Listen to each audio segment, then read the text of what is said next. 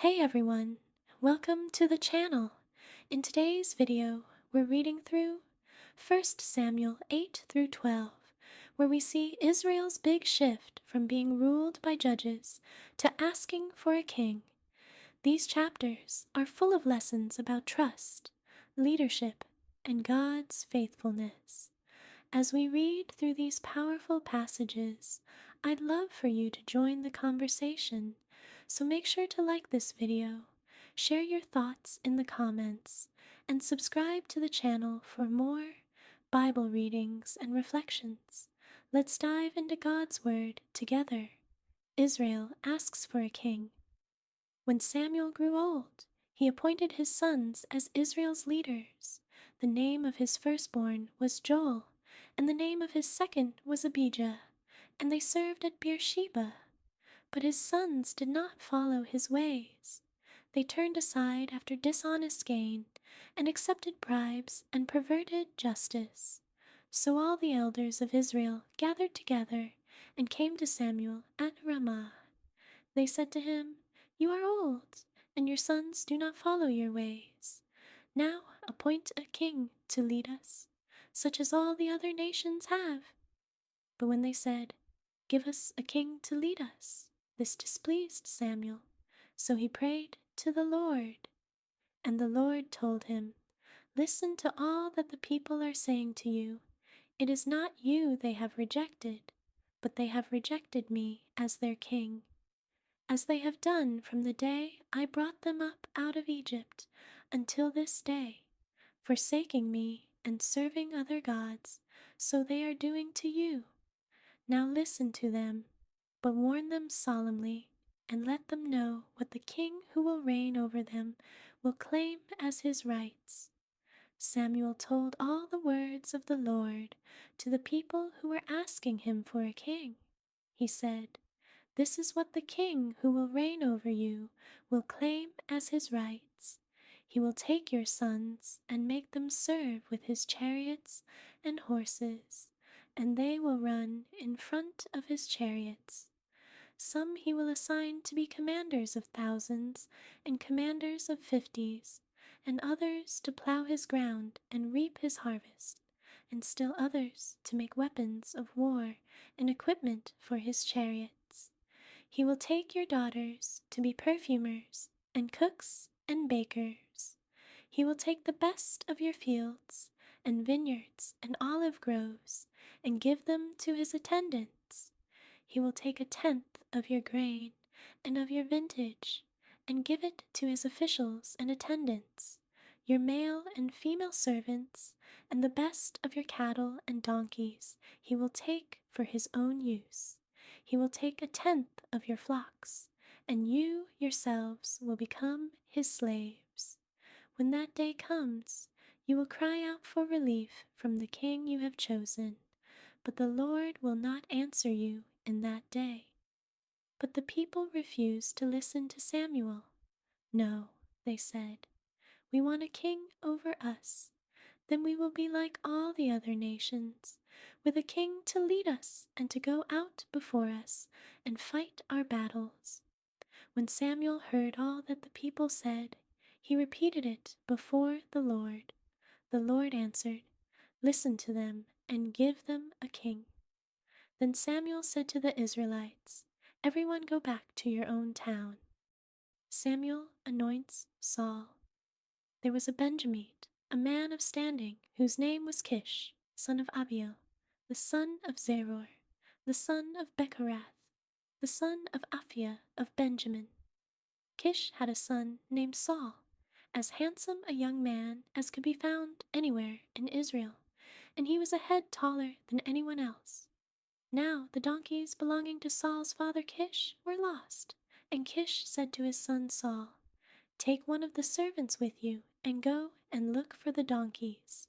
So he passed through the hill country of Ephraim and through the area around Shalisha, but they did not find them. They went on into the district of Shaalim, but the donkeys were not there. Then he passed through the territory of Benjamin, but they did not find them. When they reached the district of Zuph, Saul said to the servant who was with him, "Come, let's go back, or my father will stop thinking about the donkeys and start worrying about us." But the servant replied, "Look, in this town there is a man of God. He is highly respected, and everything he says comes true. Let's go there now. Perhaps he will tell us what way to take." Saul said to his servant, "If we go, what can we give the man? The food in our sacks is gone. We have no gift to take to the man of God. What do we have?" The servant answered him again. "Look," he said, "I have a quarter of a shekel of silver. I will give it to the man of God, so that he will tell us what way to take." Formerly in Israel, if someone went to inquire of God, they would say, "Come, let us go to the seer," because the prophet of today used to be called a seer. "Good," Saul said to his servant, "come, let's go." So they set out for the town where the man of God was. As they were going up the hill to the town, they met some young women coming out to draw water, and they asked them, "Is the seer here?" "He is," they answered. "He's ahead of you. Hurry now. He has just come to our town today, for the people have a sacrifice at the high place. As soon as you enter the town, you will find him before he goes up to the high place to eat. The people will not begin eating until he comes, because he must bless the sacrifice. Afterward, those who are invited will eat. Go up now. You should find him about this time." They went up to the town, and as they were entering it, there was Samuel, coming toward them on his way up to the high place. Now the day before Saul came, the Lord had revealed this to Samuel. "About this time tomorrow I will send you a man from the land of Benjamin. Anoint him ruler over my people Israel. He will deliver them from the hand of the Philistines. I have looked on my people, for their cry has reached me." When Samuel caught sight of Saul, the Lord said to him, "This is the man I spoke to you about. He will govern my people." Saul approached Samuel in the gateway and asked, "Would you please tell me where the seer's house is?" "I am the seer," Samuel replied. "Go up ahead of me to the high place, for today you are to eat with me, and in the morning I will send you on your way, and will tell you all that is in your heart. As for the donkeys you lost 3 days ago, do not worry about them. They have been found. And to whom is all the desire of Israel turned, if not to you and your whole family line?" Saul answered, "But am I not a Benjamite, from the smallest tribe of Israel?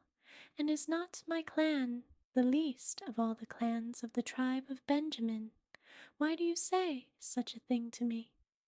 Then Samuel brought Saul and his servant into the hall, and seated them at the head of those who were invited, about 30 in number. Samuel said to the cook, "Bring the piece of meat I gave you, the one I told you to lay aside." So the cook took up the thigh with what was on it and set it in front of Saul. Samuel said, "Here is what has been kept for you. Eat, because it was set aside for you for this occasion, from the time I said, 'I have invited guests.'" And Saul dined with Samuel that day. After they came down from the high place to the town, Samuel talked with Saul on the roof of his house. They rose about daybreak, and Samuel called to Saul on the roof, "Get ready, and I will send you on your way." When Saul got ready, he and Samuel went outside together. As they were going down to the edge of the town, Samuel said to Saul, "Tell the servant to go on ahead of us." And the servant did so. "But you stay here for a while, so that I may give you a message from God." Then Samuel took a flask of olive oil and poured it on Saul's head and kissed him, saying, "Has not the Lord anointed you ruler over his inheritance? When you leave me today, you will meet two men near Rachel's tomb, at Zelzah on the border of Benjamin. They will say to you, 'The donkeys you set out to look for have been found, and now your father has stopped thinking about them and is worried about you. He is asking, "What shall I do about my son?" Then you will go on from there until you reach the great tree of Tabor. 3 men going up to worship God at Bethel will meet you there. One will be carrying 3 young goats, another 3 loaves of bread, and another a skin of wine. They will greet you and offer you 2 loaves of bread, which you will accept from them. After that, you will go to Gibeah of God, where there is a Philistine outpost. As you approach the town, you will meet a procession of prophets coming down from the high place, with lyres, timbrels, pipes, and harps being played before them, and they will be prophesying. The Spirit of the Lord will come powerfully upon you, and you will prophesy with them, and you will be changed into a different person. Once these signs are fulfilled, do whatever your hand finds to do, for God is with you. Go down ahead of me to Gilgal. I will surely come down to you to sacrifice burnt offerings and fellowship offerings, but you must wait 7 days until I come to you and tell you what you are to do.